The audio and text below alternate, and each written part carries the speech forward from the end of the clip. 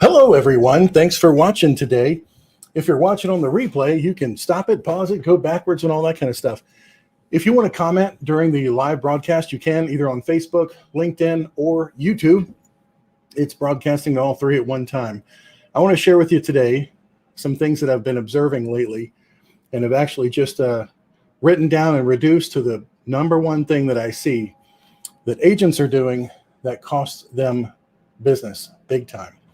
And by that, I mean they never get off the ground. They're always having trouble, always, always, always. And they end up not making it at all. And so I would like to help prevent some people from having the same problem. And we can do that if we focus on it very much from the beginning. So as we are getting started here, I always say that you should wait just a minute or two for people to join the live stream. So I'll give you something to discuss. Tony Robbins observed that people will move mostly toward avoiding pain as opposed to moving toward the pleasure of something succeeding.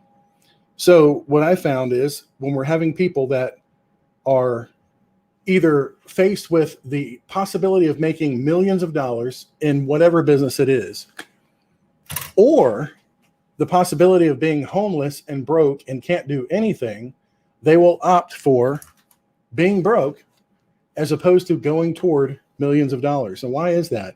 I don't know why. It's the human condition. But I'm just telling you, that's what I've observed too with people. Like, it's right there in front of you.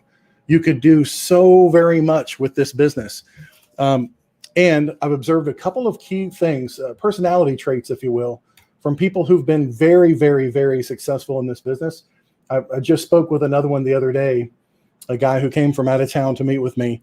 And he was telling me his story about how he got started and what he attributes his success to in the industry. And he's not unique in that.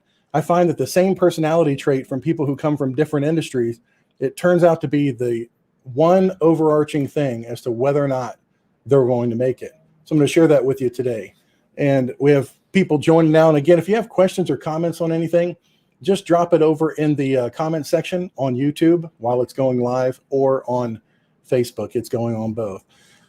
So what I've observed with people getting started in the insurance business in particular is they want to make it so fancy right from the beginning. They'll spend all their waking hours on business planning, and they'll make the most elaborate graphs. I mean, timeline to end all timelines, making it just so complicated and thinking this thing through as if you need like an MBA just to understand their SWOT analysis and their breakdown and their organizational chart and their lifespan timeline. But you know what? At the end of the day, the people who make it never started that way once. They had a hunger to not be homeless. And the people who I've identified the same trait with that continue to fail in this business when they try are the people who try to make it anything other than pure simplicity. Because it really is just that simple. It is the people who try to make it so stinking complicated that always end up failing. So why is that? What do we need to focus on? What can we avoid? And that's really the whole key. See, it's avoidance behavior that we have to go away from. It's the behavior that we're trying to get all the pain eliminated, because every time we do something besides the behavior that's actually going to take care of us, that's when it leads to problems. So I'm not going to keep you here a long time today. I just think it's important to share this with people who are trying to make it, not just in this industry, but really any. If they can just avoid some key behaviors, I know for a fact you'll become the top people in the industry, not just because of what you've gone through, but because you can share those experiences with other people. So the goal, anybody remember Maslow's hierarchy from school? The goal is just to stinking survive. And by that, I mean, even if you have hundreds of thousands of dollars set aside for your business, and you should have capital set aside for your business. I think it's completely unrealistic for someone to start this venture or any other. Think of the people who invest in a franchise business, right? First thing that they do is make sure you are liquid enough to withstand the storm and get launch velocity enough so that you can make it out of the startup phase. And yet so many insurance agents that I know will leave a full-time job, and the very next week they think, oh man, I got this. I'm going to be profitable from day one. It's not realistic. You do need to have some kind of a backstop, but you need to always work like you're broke. Every day you have to show up and say to yourself, well, okay, what am I going to do today to earn my keep? Because someone is relying on me. And if you do have $100,000 in the bank, you better act like you're broke, or else your business is really absolutely going nowhere. So the first things we have to do based on Maslow's hierarchy is we have to be able to feed ourselves. At the very beginning, yes, it needs to come from savings as you're investing in yourself and you're investing in your business. But then you can never lose sight of the fact that the goal every day is to feed yourself. And unless a sale is made, and until a sale is made, that never even happens. So how do we get there first? What should we spend our time focusing on? I'm going to share with you, as the goal is just survival. So you can live through the day, live to fight another day, and then constantly improve your process. Okay, so let's just take a couple of things right off the bat. You need a phone line. And see, what we do is a little bit niche specific. So if this doesn't apply to you, then whatever tool you need in order to succeed in your business as a rudimentary thing to even be able to communicate with people, you need that. In our business, we sell insurance over the phone. Done it for a long, long time. It's very successful. First, you need the ability to communicate with someone. So yes, you need to get a phone system. I recommend a voice over IP system because everything's done through the internet. One that you can use both on your cell phone, take it with your mobile and communicate with it, answer calls, make calls, send text messages, as well as your computer system. Now in my office, we had, I don't even think I have it anymore. We used to have physical phones that went through the computer, went through the internet. We don't have them anymore. We have software on our computers that anytime we click on a phone number in our CRM anywhere online, we click on a phone number, it dials it for us. It brings us up and it brings it up in our headset. You need a good phone line. You can use Nextiva, Ring Central, Grasshopper, Uma. It doesn't matter which phone system you use. Just need the ability to call out, right? Obviously, you need your insurance license.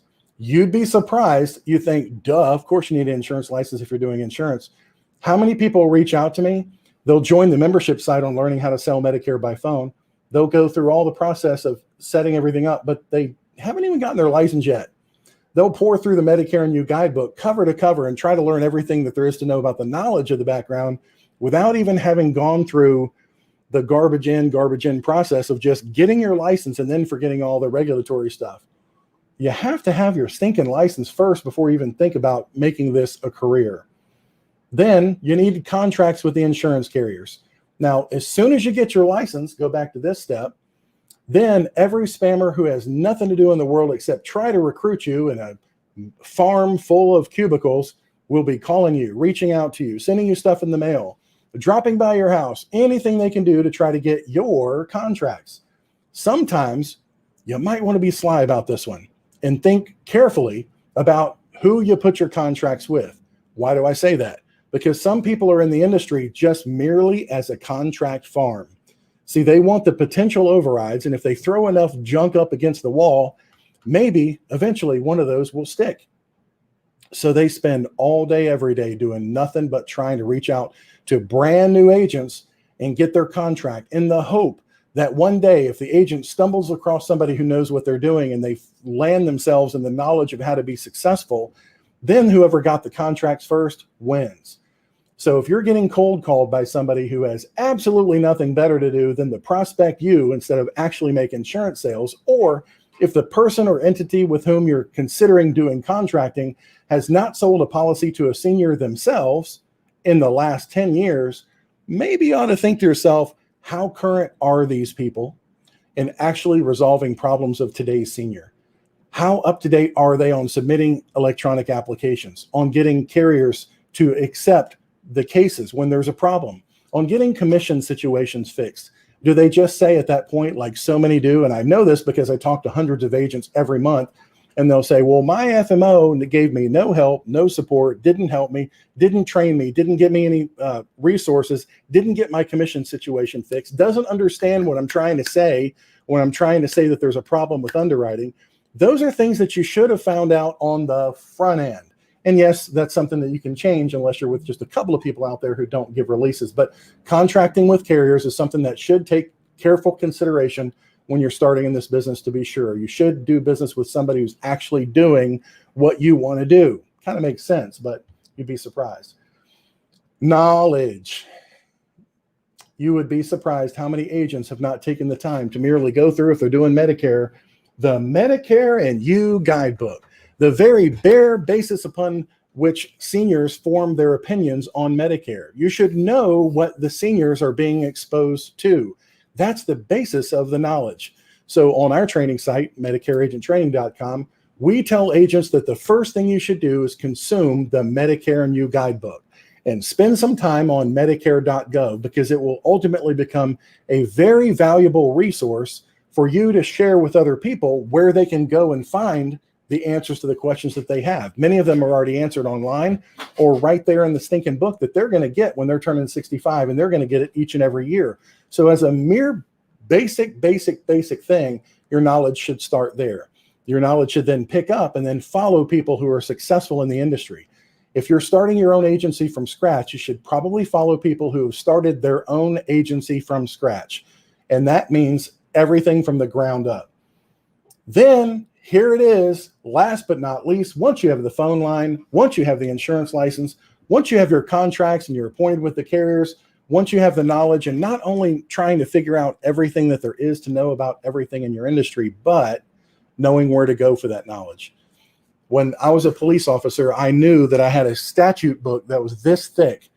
I knew what the chapters meant. 316 was for traffic. 318 was for driver's licenses. 320 was for registration. 700s for misdemeanors and felony crimes. I knew where to go to find the very, very detailed knowledge of what the elements for the crimes were. If we had a big case, I'd want to study that first before writing my charging document.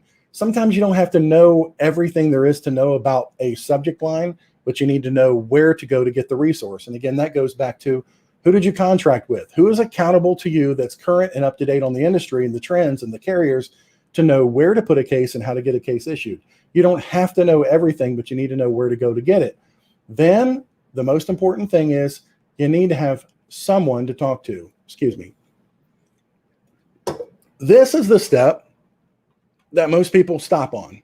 They get right before it and they stop right there. They never talk to a soul. I don't want to call anybody out or make anybody feel uncomfortable, but I did this past week talk to an individual who's been in the business since the beginning of COVID. So way back over a year now. And I asked the person, how many clients do you have now? You got your website set up. You're ranking in Google. You got an office space. You got carrier contracts with an FMO that you said gives you no training whatsoever. All these things are in place. You got your email on your domain. You got your phone line set up. You got everything going. How many clients do you have? They have one client in over a year. Well, how many prospects have you talked to? How many people have you availed yourself and your services to that you said, this is what we do. If you ever have a need, I'm the one that can help you. Any ads that you've run, any direct mail that you've put out, any relationships you've tried to build? Nothing. This is called avoidance behavior. We as humans would rather do all the complexities involved in setting up a business, but we don't want to do the thing that's the most difficult of all, which is go out and stinking talk to somebody. So that's what we're going to talk about today. That's the one thing, the avoidance behavior, that you have to eliminate, and what most agents do on a very frequent basis. So as you have a phone line set up, and God forbid, if you've already started an office set up somewhere, you have an office, and matter of fact, let me peek in on my office. There's the office cam in there. That's my wife, Nicole. There's Kendall. There's Hannah. There's Alexis. There's Melanie. There's Christina, and there's Gabby.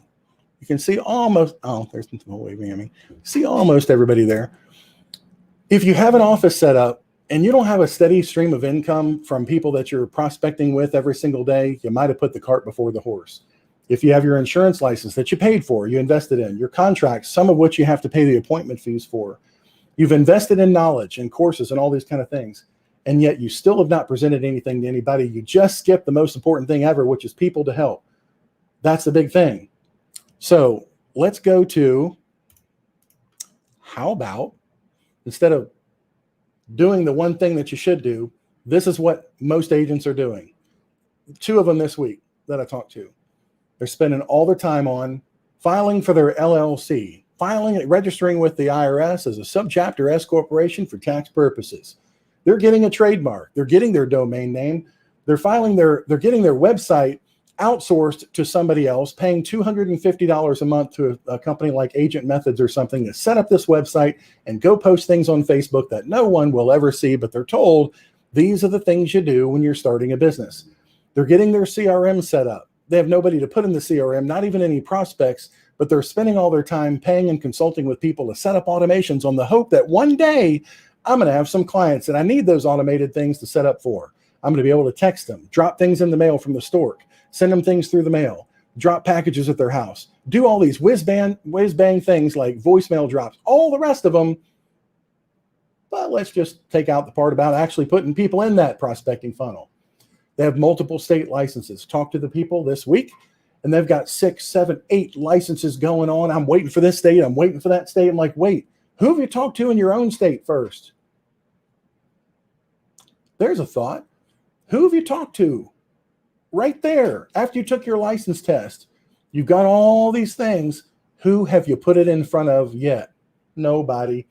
Okay, let's go get all the Medicare Advantage contracts. We need all the Medicare Advantage, HMO, PPO. We need all the certifications done, don't we? We need to get them all done in all the different states, find out all the products that are available. We need to attend every insurance carrier webinar, go to all the FMO's trainings, and find out all the newest products and everything out there. We need hospital indemnity, life insurance, term life insurance, IULs, annuities. We need it all. We need all the training. Let's just stay in there and stay busy. And then, by golly, if we're not in business, if we don't have us a office space at least. So agents are going and doing all these fancy things here and skipping that little thing up there called people to help. And I would argue you could skip all this stuff, including signing up for live events and courses and whiz-bang courses and this and that. All you stinking need is one person to talk to. And this is the proof. This is what separates the men from the boys, the big girls from the little girls. How many times have you faced rejection yet? That's what I want to know. As a successful business owner that does make millions in this industry, I can spot them in a crowd who's going to be successful or not.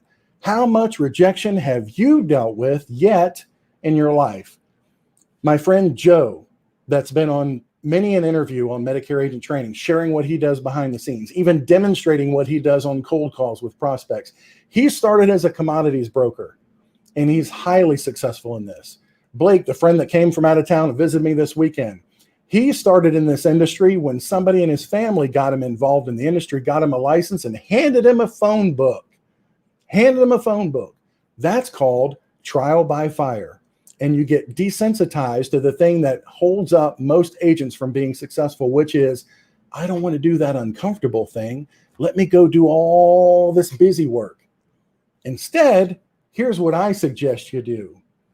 Make local relationships. Go out there and tell somebody else what you do. Put it on your social media. That's right. This involves some risk. Why is that?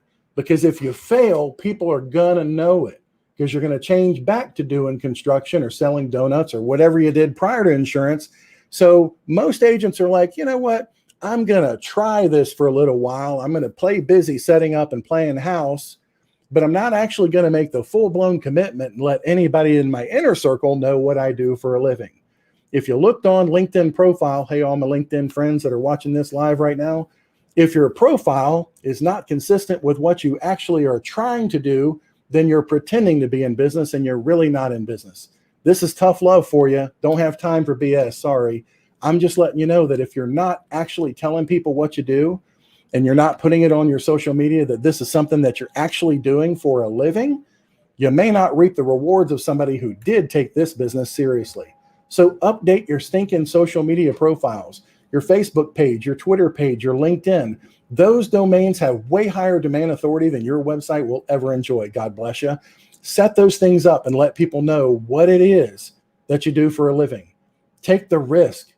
That's right. You have to be held accountable by somebody. It might as well be by Facebook and LinkedIn. Let people know what you do.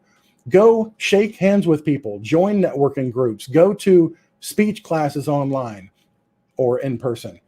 Go and meet other people and tell them what you do. Don't give them a long elevator pitch. I'm not saying that, but let other people know.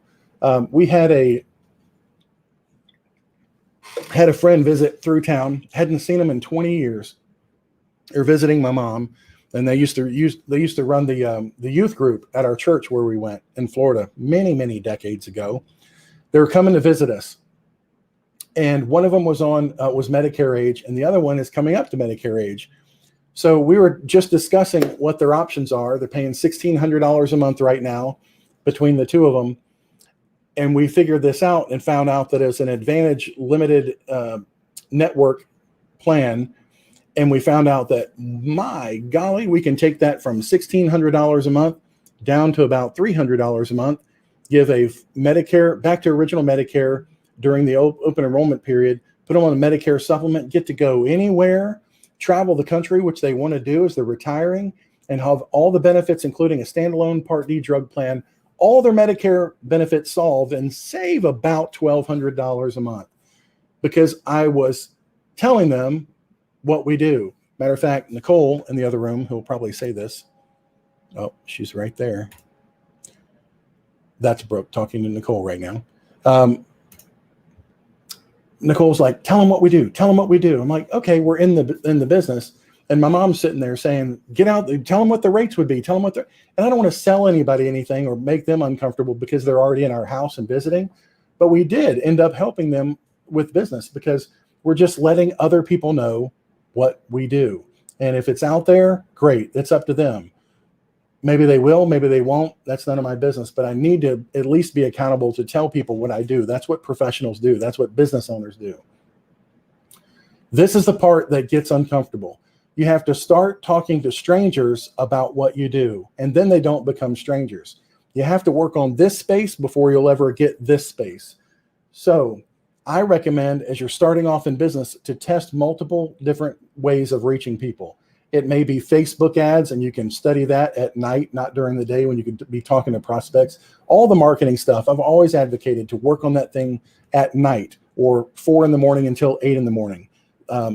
That's just what I do. I'm just saying it's been very successful for me to study and implement things and test different marketing strategies at night, because during the day you should have a full calendar or reaching people that you can build relationships with. And if that first thing that you try, be it Facebook, YouTube, Google pay-per-click, SEO, which takes up to 3 years to get traffic on. Don't fool yourself sitting all day typing away at articles like one agent was doing, thinking that they're going to beat a path to his door. That's just a joke. You actually have to get out there and make connections. And if the first thing you try doesn't work, you got to try it again. Try something else. Constantly trying things. Yeah, I've had a license now for 26 years. I can't tell you how many different methods of things that I've tried over the years.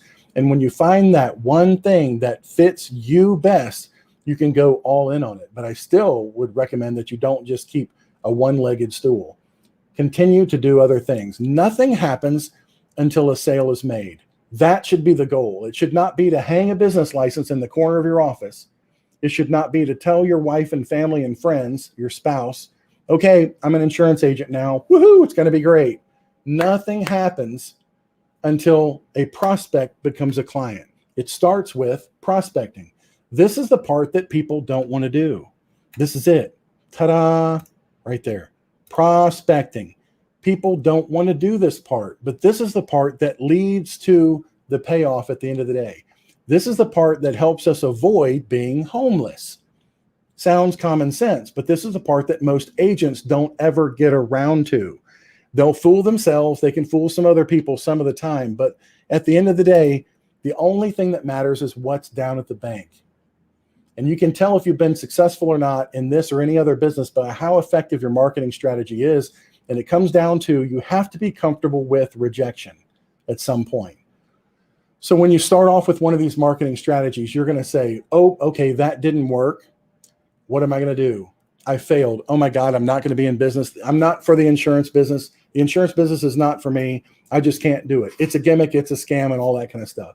I know people who've contracted with the worst of the agencies out there, no support whatsoever, even the worst contracts, even having their commissions assigned to an agency, which I never say to do, and still Those people are successful. Why is that?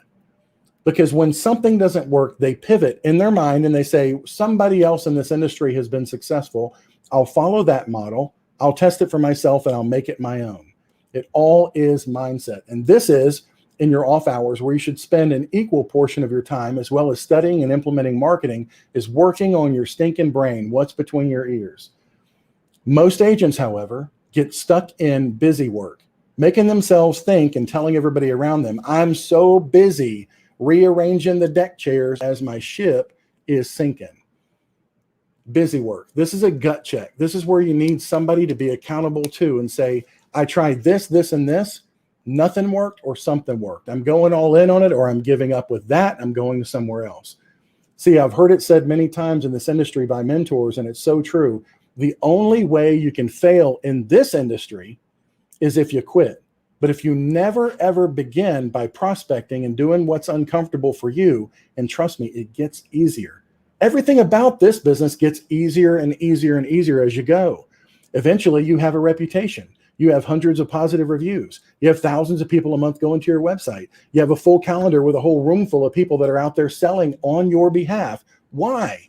Because you didn't give up at the very beginning. That's where it's the hardest. But how you break through that is you stop doing busy work, stop fooling yourself and getting out there and getting in front of prospects, failing fast. That's the name of the game. So if you're busy, a lot of people tell me they're busy. And I ask them, hey, what do you do at night? I'm just curious. I'll say, well, I just finished this series on Netflix. I've got a thing to go to this weekend. It's a party with some friends. We're going to have this party and that party. I'm just busy because we're going to go out in the boat. I got to clean the boat after that point and all this stuff. If you are not making every use of every minute, see, you have the exact same number of hours as the person that's making $4 million a year. Same number of hours. Maybe a lot less responsibility because you don't have 15 employees in your office. Maybe a lot less responsibility because you don't have 30 insurance companies that you're trying to make happy, or 3,000 agents that report to you and you're trying to keep them going and solve their problems. I'm just saying we all have the same amount of time. Let me make that larger so you can see it. I was driving to work the other day and got a huge breakthrough in search engine optimization that I learned from a guy as I'm driving down the road with my iPad sitting on my passenger seat, tuned into Clubhouse. If you're not familiar, you really should be. Clubhouse is an iOS only, which means Apple application that you can listen. It's an audio stream only. And they're very, very big, famous, very influential, successful people that are just spitting knowledge every single day. And on my way to work every day for the last 3 weeks, I've been listening to people live, not a podcast, not something that's static or stationary. It's one time, no recordings. They're just bearing their soul, telling you what's working in their business and what's working right now. And I learned a thing that day driving into work, and I'm like, whoa, that's cool. The guy said, I tried this platform and I tried submitting this thing. And if you all go to Google right now and type in this long tail keyword, you're going to find my submission. Well, this is something that he just submitted, and it's ranking #1 on Google. So I'm like, that idea right there was worth gold. But if I was sitting listening to 95.1 on the radio, jamming out, just going into work, minding my own business with my brain just completely scattered as opposed to focused on this stuff, then I would not get that one takeaway that might be the huge difference between whether my company is found or not found online. So what are you doing in your downtime? None of it's really downtime. Yeah, I understand the need for balance and all that. I'm going to give you a couple of resources that I found great success with in my life. And you may want to make a note of this. I don't know. There is a training that Cigna paid for to have come on a website, a webinar with everybody. And it's based on the book called Fanatical Prospecting, which I reviewed for our members probably 2 years ago. Absolutely loved it. Read it on an airplane and just couldn't believe the amazing mind shift that happens when you look at prospecting through a totally different prism. And it really is a survival prism. Either do it or you don't. So how can you do it creatively and more successfully by focusing on the goal that you think that you hate? And so I put the video that was in this webinar put it on our website. So just look for Fanatical Prospecting if you're a member of Medicare Agent Training. I'm going to have a link here in just a second where you can get all these things that I'm going to recommend to you. So you can change not only your mindset, but actually have techniques and tactics that will very much work in your business so you can get this part of it solved. So you want to be an insurance agent, step-by-step approach to your successful agency. And this is how to avoid the busy work and do the things that are going to make you money, especially as you're starting as a life insurance agent or Medicare agent or any kind of agent, property and casualty. And then Frank Bedker's book. You know what I didn't realize until just the other day? Zig Ziglar, who I've listened to my entire adult life, I had no idea that Zig learned so much from this book right here, that Zig stopped in his mid-career and stopped selling pots and pans and being a trainer for that kind of industry and moved into life insurance, where he was also wildly successful. And he attributes most of his success to starting with this book right here.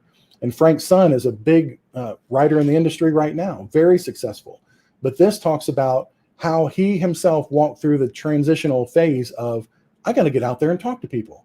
So if it can be done, they always say success leaves clues. You got to get this book. And there are about 4 other ones that I highly recommend. And you can find them at my website with this link right here, medicareagenttraining.com/links. And I'll take you to the links of all the books that I found great success with. And you can just add them to your Amazon cart there if you want to. Again, there are about 4 more beyond this that really will help you with the mindset and the tactical steps to go through to start your business going on a successful path. medicareagenttraining.com/links. One of the people that, if you've not yet watched them and not put this as part of your daily routine until you are completely transformed in your mind, is Jim Rohn, R-O-H-N. He was the predecessor for, what's his name? The guy that speaks all the time, Tony Robbins. Jim was Tony's mentor. And he says, don't wish it were easier. And so many agents say this. They're like, if I just had this, if I just had that. Well, the knowledge is out there. It's available for you if you avail yourself of the knowledge. And again, if you spend your downtime when the sun has gone to sleep, you can make no more calls. You can make no more prospecting presentations to people. That's when it separates the people who are business owners and the people who just want to show up every day 9 to 5. That's where the money's made. That's it. What do you do in the downtime? Do you play with your cat, or do you build your business by building your brain? Don't wish for less problems, wish for more skills. Another one that Jim Rohn said that just absolutely changed my life, and now the lives of many thousands of agents. What you lack in skill, you can make up in numbers. And so that if your closing ratio is a measly 5%, but my closing ratio is 25%, yes, I can talk to a lot less people and get the same result, but you can talk to a lot more people and get the exact same result. And what I've discovered in this business, especially when selling anything over the phone, is that you constantly get better. You incrementally get better and better and better, especially if you play back your recordings and find out where you lost the person. Say, well, you know what? I'm not going to do that again. And get around other people that are successful and they're doing this on purpose as part of their daily routine. My goal is to let you know, if you keep it simple, that is, get in front of prospects at any cost. That's what you have to do. I gave you some tips in here. Let me pull it back up. Things that I would do if I'm just getting started in the industry. Let me go back here. Make local relationships. Talk to your financial advisors in town. Talk to your property and casualty shops. Where are they referring out their Medicare business or their life insurance business? If they don't have a life and health guy, which a lot of them do, but some of them don't, they may welcome you to the team as long as you can make sure that they understand you're not going to take anything away from them. Same with the financial advisors. You're not going to take anything away from them. You're going to supplement their practice by making sure that they're Medicare age people, people who have questions during the year, people who have questions during AEP, people who are aging into Medicare. And look, it's possible one day real soon, we may be having people 60 years old coming on to Medicare. 60 years old, 61, 62, 63, 64, and 65 years old, and everyone that's already on it, 50 million plus. What do you think will happen if not only 11,000 people are aging into Medicare every day, but 40,000 people are aging into Medicare every day? What do you think that'll do to our business? Are you ready?